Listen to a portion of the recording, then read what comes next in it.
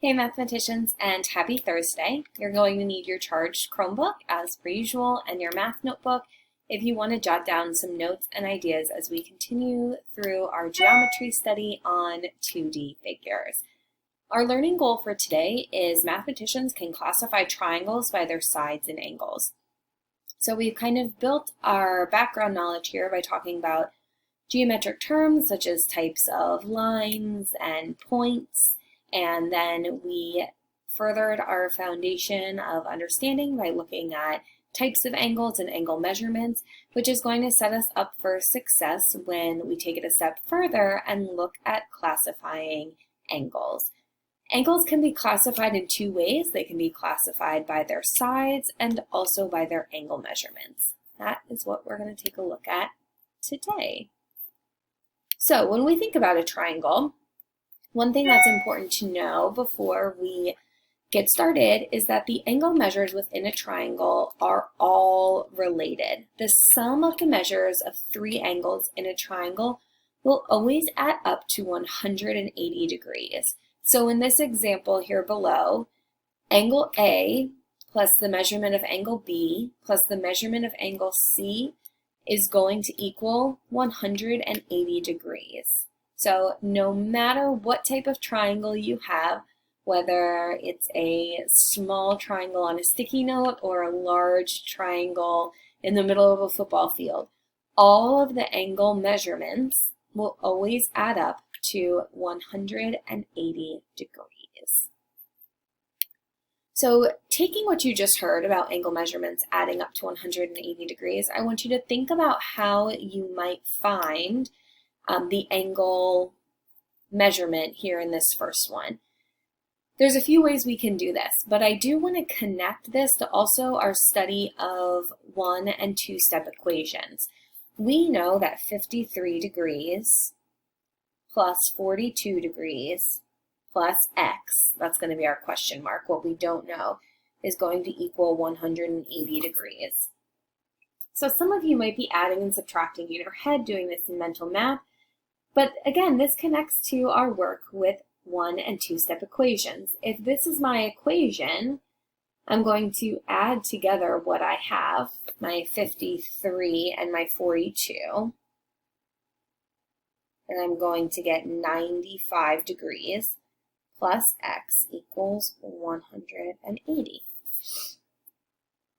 Now I have to ask myself, 95 plus what will give me 180? Or I can use the inverse operation to get x alone and figure out what x would be.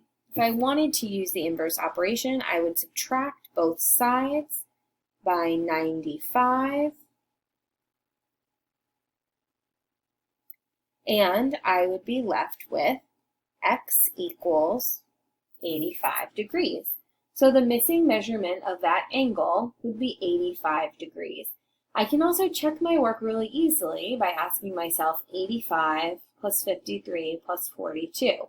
If they all add up to 180 degrees, then I know I have found my missing angle correctly. All right, I want you guys to try the second triangle here on your paper or in your math notebook. Find the measurement of the missing angle. I will do the same, and then we'll compare.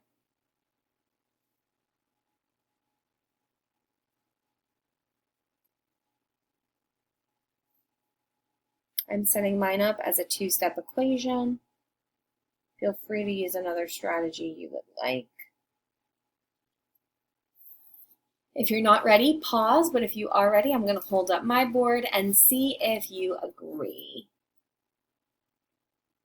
Okay, x equals 60 degrees. And again, I can check my work by adding up the measurement of all three angles and see that they equal 180. All three angle measurements in a triangle need to have a sum of 180 degrees. Now that we have that understanding, we're going to look at the two ways to classify triangles. So the first way is classifying triangles by their angles. We can have an acute triangle where all angles are acute angles. We can have a right triangle where one angle is a right angle and the other two are acute. Or we can have an obtuse triangle where one angle is an obtuse angle, which is more than 90 degrees, and the other two are acute. So that's one way we can classify. The second way we can classify triangles are by the length of their sides. An equilateral triangle is described as all sides being congruent, so 3 congruent sides. You'll remember from Monday that congruent means equal or the same.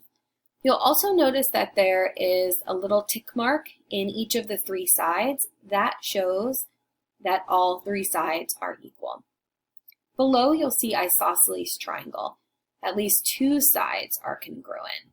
Again, at least 2 sides are congruent. You'll see that they've shown that this is an isosceles triangle by putting 1 tick mark here and 1 tick mark here. That means that those 2 sides are congruent, but this bottom side is not. And lastly, we have a scalene triangle, which is no sides are congruent. So you'll see no tick marks in the scalene triangle because each side here is a different length. So there are a total of 6 ways we can classify triangles. You can look at one triangle and classify it by its sides and angles. So each individual triangle can have 2 classifications, which we're going to take a look at here. So let's take a look at these examples. The one at the top, we're going to first classify it by its sides, and then we're going to classify it in a second way by looking at its angles. So taking a look at the sides here, we have 10 yards, 10 yards, and 12 yards.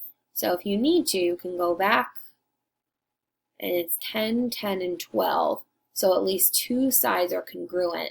So that's going to make this triangle an isosceles, which without fail, I always spell wrong. If you guys know anything about me, you know that I'm a terrible speller. And then we can classify it in the second way by its angles. So I notice right here with this little square that this is a right angle. And so I'm going to classify this as a right triangle because it has 1 right angle. So I could also call it a right triangle.